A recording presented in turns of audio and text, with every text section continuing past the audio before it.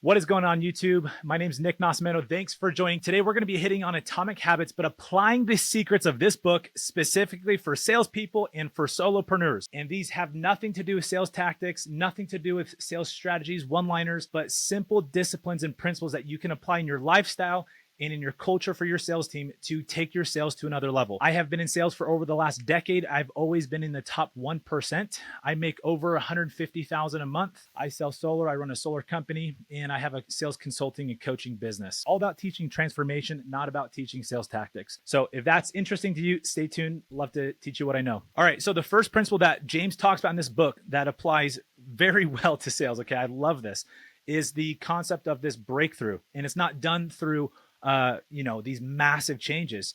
You can have a massive change in your sales by making these micro adjustments. Okay, we call them 1% changes. So a couple of examples of these are, first and foremost, role play an extra 10 minutes every single day with another person. Okay, practice objections.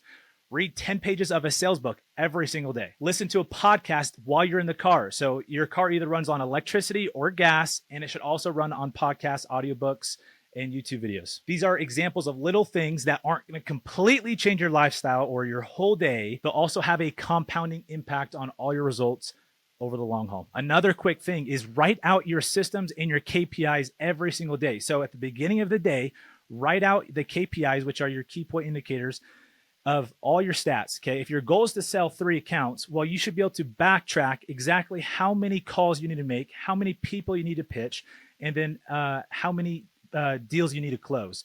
So every single day before the day starts, write these stats out. And when the day finishes, before you go home, write these stats down, whether you store it on your computer or whether you write on a piece of paper. It doesn't matter. You need to document and track it. Now, here's the thing. When it comes to your stats, do not obsess on the goal. This is probably one of the biggest secrets for me making so much money in sales, guys, is I'm very proud and very passionate about what I sell, but I don't put added stressor So here's one of the biggest secrets, okay? I don't put added stress on myself with my goals. I focus on the KPI. So if my goal is to sell 10 accounts, I don't focus on the 10 sales. I focus on the 150 people that I need to pitch. If that makes sense, needs to be 100% of your focus. So James talks about this in the book. He says, be more concerned with your trajectory, not your current results, okay? Your success will compound, and if you just put the work in, put in the input, you will have the higher output in the long haul. So just like bamboo, guys, okay? Bamboo spends several years building out a root system, all right? And then within a few months, it sprouts up to 90 feet tall. Your sales ability and your skill and your time, it all compounds. So don't just jump into an industry. Don't jump into a new sales team or working with a new manager or a new coaching and sales training program, whether it's ours, Jeremy Miner, Andy Elliott, whoever you're using. Don't just call it quitsies after 1 or 2 months. Okay, if you just put the time in and focus not on the results, but on the input. So for you to do this, you have to have enough money in the bank.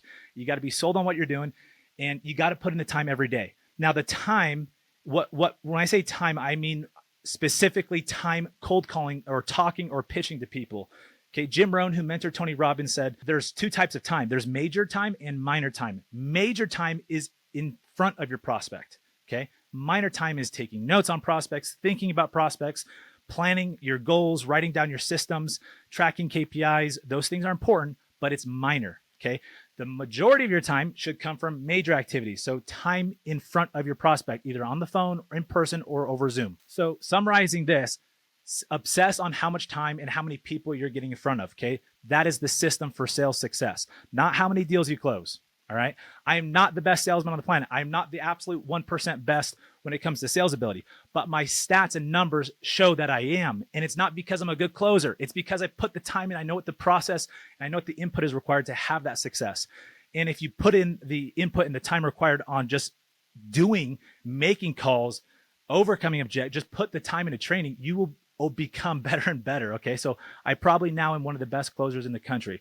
And it's because I put in so much time and input on practicing and getting in front of people. All right, jumping into another part of this book and applying atomic habits to sales. All right.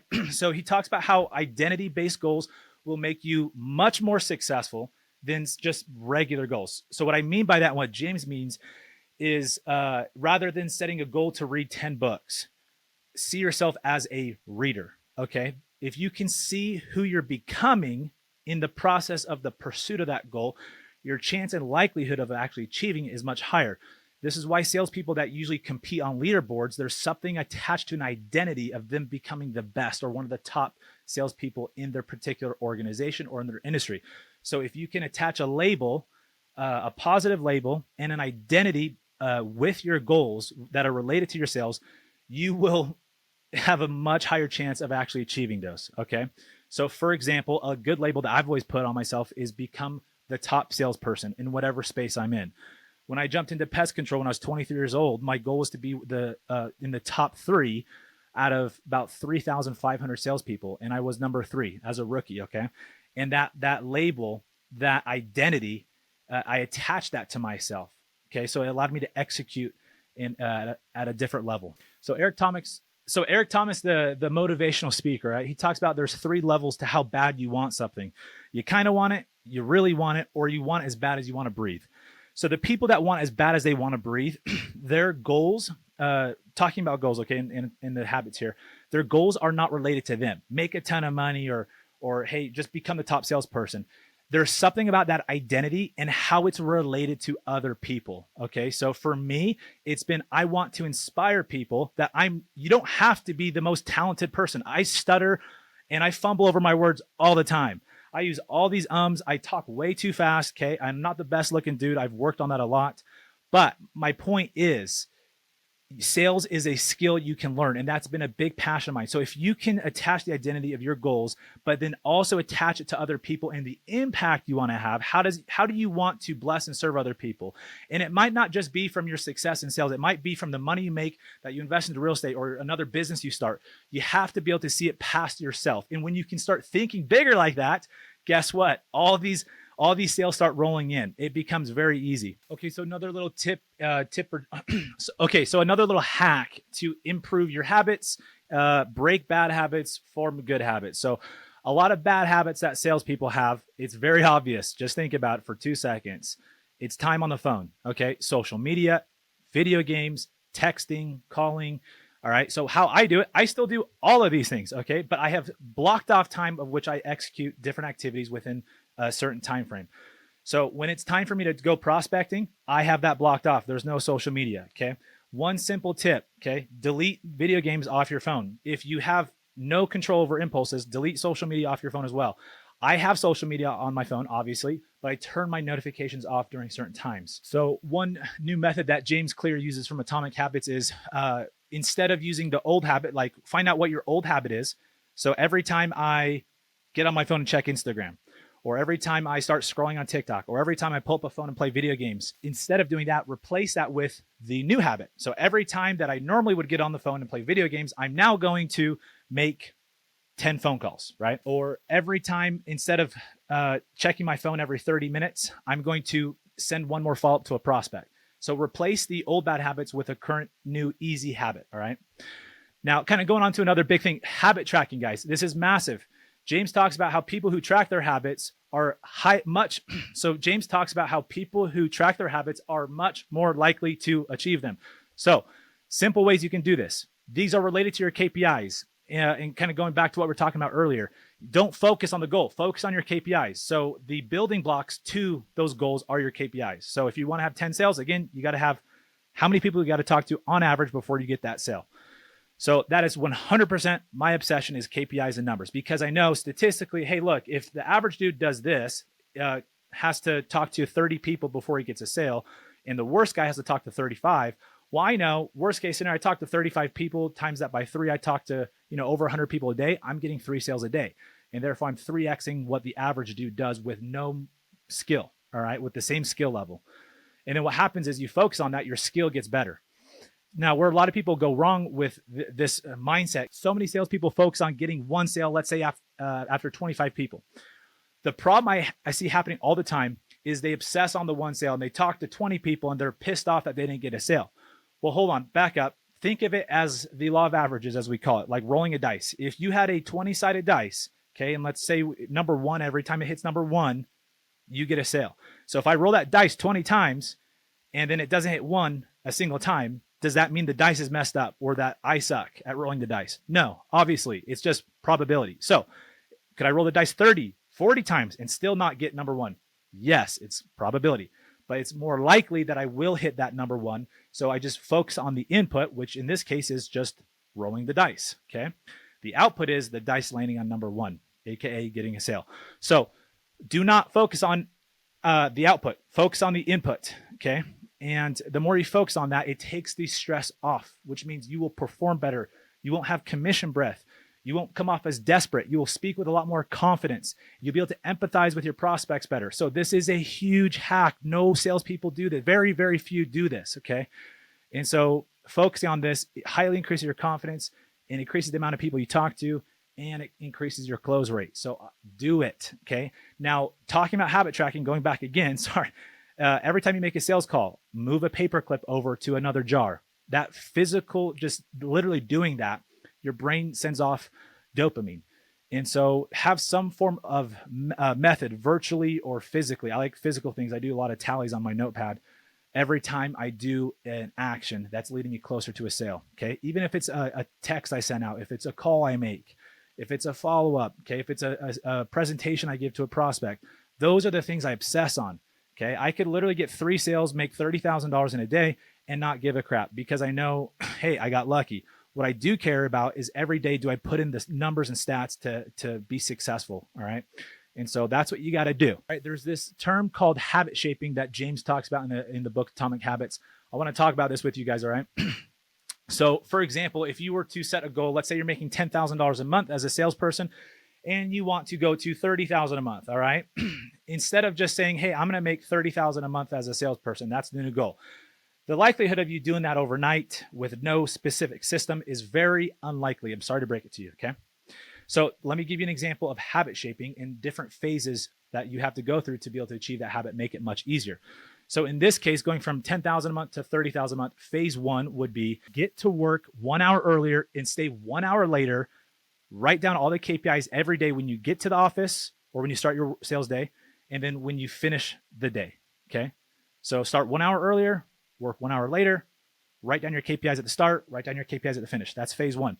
Phase two, make 10 additional cold calls or outreaches, cold leads, warm leads, etc. I don't care, every hour. That's not too crazy. All right. Every hour, just 10. And if that's too crazy for you, hell, I don't care. Do one.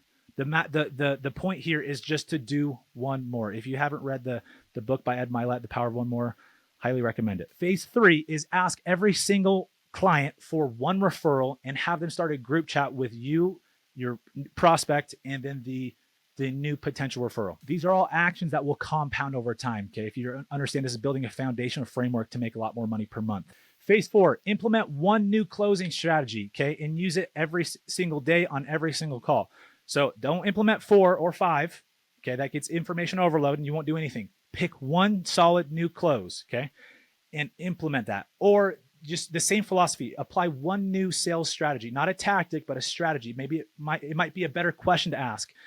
It might be a new close that you want to use. Phase 5 is simply sell X amount of volume to get 30,000 a month.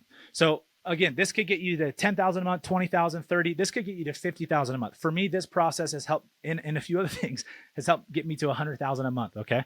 So if you copy paste this formula, I promise you it'll help. I've thought through this a lot. I've implemented this over the years and it works. So again, my passion is teaching you guys how to sell more without having to coerce or use tactics or manipulate people into sales or to hard close them into buying when they're not ready. There's no pride in that. You should not be proud to be a hard closer. All right. Instead of always be closing, I think it should be always be coaching.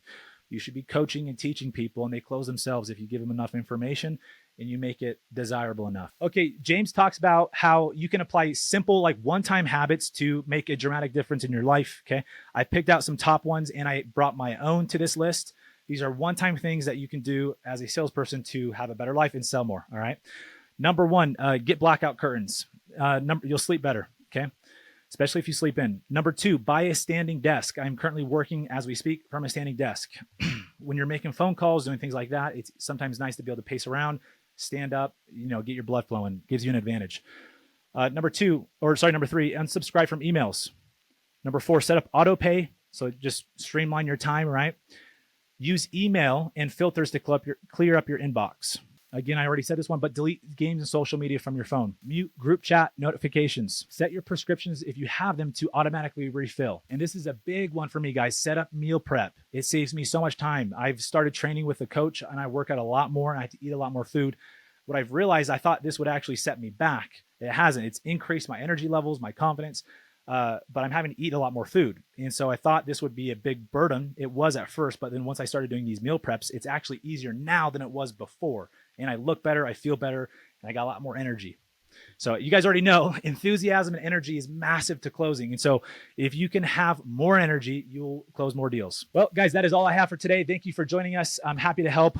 Sales is my passion and life, and not choosing one or the other. So if that's you and you want to improve your life and your sales at the same time, they go simultaneously together. So subscribe to the channel and I'll bring you a lot more content. Thank you.